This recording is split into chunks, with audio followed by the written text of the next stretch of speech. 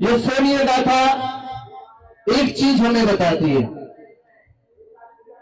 कि जब किसी जुल्म की, जब किसी अत्याचार की जब अति हो जाती है,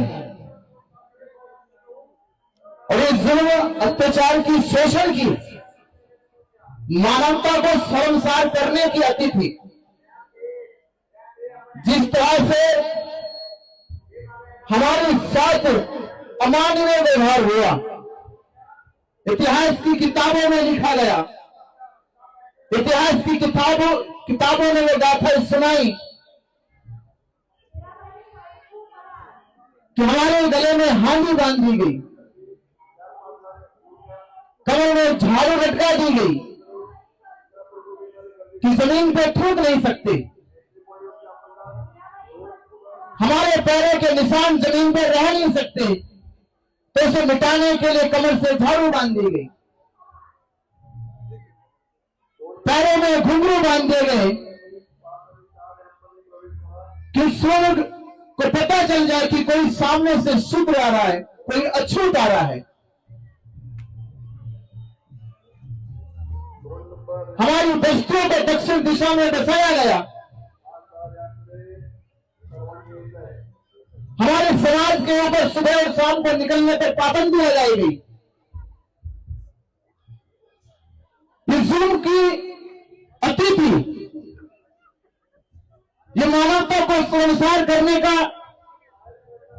घोर अत्याचार था। तो एक दिन तो अति होनी थी, एक दिन तो अति होनी थी। और 500 वीर महाराजों ने कहा, जैसे आप इस शौर्य गाथे की पावन धरती पर इकट्ठा हुए, ऐसी मंच लगा के कहा गया कि किस चीज का डर है तुम्हें, किस चीज का डर है? इज्जत तुम्हारे पास नहीं है, वो छीन ली लोगों ने, जमीन तुम्हारे पास नहीं है, धन तुम्हारे पास नहीं है, शक्ति तुम्हारे पास नहीं है, तो बचा ही क्या तुम्हारे पास जो तुम गंवाने से डरते हो कि तुम्हारा छिन जाएगा? सब कुछ छिने बैठे हैं, अब जो होगा वो तो मिलने वाला होगा कि करो या मरो, और 28 जाओ, पेशवा को धूल चटा दो, इस देश में इतिहास लिख दो। और देश नहीं, पूरी दुनिया में इतिहास लिखा गया। दुनिया में हजारों युद्ध हुए, हजारों संघर्ष हुए, पर 1 जनवरी 1818 जैसा इतिहास दुनिया में नहीं लिखा गया कि केवल 500 वीर महाराजों ने 28,000 की पेशवा की सेना, पेशवा की सेना, वो पेशवा की सेना जिससे अंग्रेज भी युद्ध लड़ने की योजना बनाते थे। अंग्रेजों ने भी सीधा युद्ध नहीं लड़ा, अंग्रेजों ने भी सिफारिश करी थी बाहरों से आके। आप सोचिए, पेशवा की सेना बहुत ताकतवर थी। पेशवा की वो सेना जिसने अहिल्याबाई होलकर के बेटे यशवंतराव अम्बेडकर जी का मर्डर किया, ये जानकारी नहीं होगी। अहिल्याबाई होलकर के साम्राज्य को खत्म किया वो पेशवा, उस पेशवा के साम्राज्य को खत्म किया था 500 वीर महाराजों ने। आज उसकी शौर्य गाथा पे आप लोग आए, और 208 साल के बाद भी हमारे अंदर वो जज्बा, वो ताकत जरूर पैदा होता है, क्योंकि हम जीते हैं और जीतों की गाथा गा जाती है, इतिहास बनाए जाते हैं। इसलिए मैं आपसे और कह रहा हूं कि जब बाबरी मस्जिद और राम मंदिर का मामला आया तो ये गाथा गाई गई अब कि मुसलमान मस्जिद नहीं बना पाए और हिंदुओं ने मंदिर बना दिया। मैं एक बात और कह रहा हूं कि इतिहास में यह तो लिखा जा रहा है कि मुसलमान की मस्जिद नहीं बनी, राम का मंदिर बन गया। इतिहास से एक दिन और लिखा जाएगा कि मुसलमान अगर मस्जिद नहीं बचा सके वो उनकी बात थी, पर बौद्धों ने महाबोधि महाविहार बचा दिया। ये बौद्धों की ताकत है, और ये पूरा देश कहेगा कि ये बौद्ध है, ये अम्बेडकरवादी है, ये है बहुजन समाज, जो 134 साल से पंडों ने महाबोधि महाविहार पे कब्जा कर रखा है। जहां सरकार बिहार की, जहां सरकार केंद्र की उनका साथ दे रही है, ये वो समाज है जिन्होंने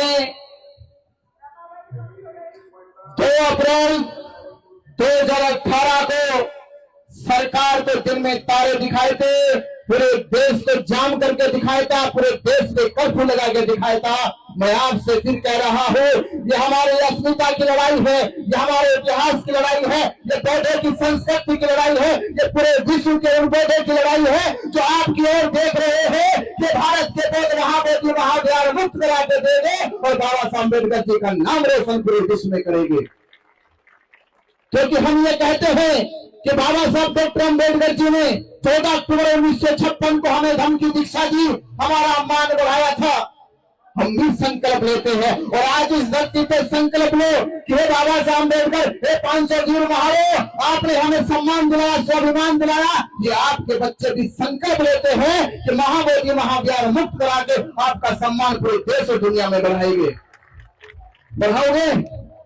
महाबोधि महाविहार मुक्त कराओगे? लड़ाई लड़ोगे? क्योंकि ये लड़ाई एक दिन आने वाली पीढ़ी पूछेगी तुमसे, और कम से कम अगर उनसे पूछा जाए तो वो सर उठा के कह सके कि मैं उस खानदान से, उस परिवार से ताल्लुक रखता हूं जिन्होंने महाबोधि महाविहार मुक्त कराया था, 134 साल का सपना साकार कराया था। इस आंदोलन में 6 पीढ़ियां चली गई और ये 7वीं पीढ़ी इतिहास लिख कर जाएगी, पंडों को महाबोधि महाविहार से बाहर करके जाएगी। तो पंडों को बाहर करोगे? यहां बैठ के करोगे? आपको इस आंदोलन का 1 साल 12 फरवरी को होने जा रहा है और पूरे देश में यह आह्वान कर दिया गया है, बड़ी तैयारी हो रही है। मेरी बस आपसे विनती है, गुजारिश है, इस पूरे आंदोलन को 134 साल से देखा जाए, केवल ये आंदोलन आप लोगों की एकता और एकजुटता मांग रहा है। उस दिन महाबोधि महाविहार मुक्त हो जाएगा, जिस दिन भारत का बौद्ध अम्बेडकरवादी बहुजन समाज एकजुट हो जाएगा। बस एकजुटता की ताकत, एक साथ आने की ताकत, क्योंकि इस देश में मुसलमान एकजुट हुए, हिंदू एकजुट होते हैं, ईसाई एकजुट होते हैं, क्रिश्चियन एकजुट होते हैं, सिख एकजुट होते हैं। अब ये भारत का इतिहास कह रहा है कि बौद्ध कब एकजुट होंगे, और जिस दिन बौद्ध एकजुट हो जाएंगे उस दिन बाबा साहब अम्बेडकर जी का सपना भारत बौद्ध में हो जाएगा। तो आप 12 फरवरी 2026 को इस आंदोलन का 1 साल होने पर जो पूरे देश का बड़ा आंदोलन, महाबोधि महाविहार मुक्ति का आंदोलन, आप सभी लोगों के साथ और सहयोग की अपील कर रहा है और 12 फरवरी को दिल्ली बुला रहा है। 12 फरवरी को दिल्ली बुला रहा है, जिस दिन दिल्ली की सड़कों पे लाखों लोग हमारे दिखाई देंगे, उस दिन मोदी की नींद हराम हो जाएगी, और जिस दिन मोदी की नींद हराम हो जाएगी उस दिन बिहार में बैठे नीतीश कुमार की नींद हराम हो जाएगी, और जिस दिन बिहार में बैठे नीतीश कुमार की नींद हराम हो जाएगी उसी रात पंडित महाबोधि महाविहार छोड़ के अपने मंदिरों में भाग जाएंगे, मंदिरों में भाग जाएंगे। तो आप 12 फरवरी को कहाना 12 फरवरी को दिल्ली की हम निवेदन करते हैं कि आप सभी लोग एकजुट होकर एक साथ मिलकर महाबोधि महाविहार मुक्ति की इस लड़ाई में हम सभी लोग मिलकर काम करें, साथ मिलकर लड़े, साथ मिलकर जीतेंगे। क्योंकि लड़ाई एक की तो नहीं है, ये कोई पार्टी की भी लड़ाई नहीं है, ये कोई संगठन की लड़ाई नहीं है, ये लड़ाई है अस्तित्व की, ये लड़ाई है हमारे सम्मान की, ये लड़ाई है बौद्धों की पहचान की। कि पूरी दुनिया में मस्जिद मुसलमानों के पास है, गिरजाघर ईसाइयों के पास है, गुरुद्वारे सिखों के पास है, मंदिर हिंदुओं के पास है, पर बौद्धों के पास पूरे दुनिया का सबसे धार्मिक पवित्र स्थल, प्रमुख स्थल महाबोधि महाविहार बौद्धों के पास नहीं है। तो ये हमारे ऊपर एक जवाबदेही है, हमसे एक सवाल है कि आप कब मुक्त कराओगे, आप कब इसे पंडे से मुक्त कराओगे, आप इसे 134 साल से जो लड़ाई लड़ी जा रही है वो लड़ाई बंद कब होगी और जीत कर आप कब दिखाओगे, ये सवाल आपसे है और ये समाज आपसे सवाल करेगा। आज हम 208 साल के बाद भी यहाँ शौर्य दिवस पर क्यों बैठे हैं? क्योंकि ये जीत की मिसाल है, ये जीत की मिसाल है, इसलिए पूरी दुनिया से लोग जान गए कि शौर्य दिवस क्यों मनाया जाता है। ये 500 वीर महारों ने 28,000 पेशवाओं को कैसे मिट्टी में मिलाया था। ये इतिहास बता रहा है जीत का, और एक इतिहास बताएगा जिस दिन महाबोधि महाविहार मुक्त हो जाएगा उसकी इतिहास की गाथा भारत में ही पूरे विश्व के बौद्धों के राष्ट्रों में गाई जाएगी, कैसे महाबोधि महाविहार मुक्त हुआ है। तो आपसे बस इतनी गुजारिश, और फिर से मैं आप सभी को शौर्य दिवस की बहुत बहुत शुभकामनाएं कि ये हमारे प्रेरणा का, हमारी शक्ति का, हमारी ताकत का एक मिसाल है, एक पहचान है कि हम भी कह सकते हैं कि हम वो 500 वीर महारों की संतानें हैं जिन्होंने 28,000 सैनिकों को मिट्टी में मिलाया था, युद्ध में हराया था। हम उन्हीं के बच्चे हैं, उन्हीं की संतान है। और the Buddhist society of India के इस मंच से जो बात आपने कही, मैं इस मंच को बहुत बहुत नमन वंदन करता हूं, क्योंकि परम पूज्य बाबा साहब डॉक्टर अम्बेडकर जी की मेहनत का बनाया गया मंच है। इसके मंच के हम सदा जीवन भर इसके ऋणी रहेंगे।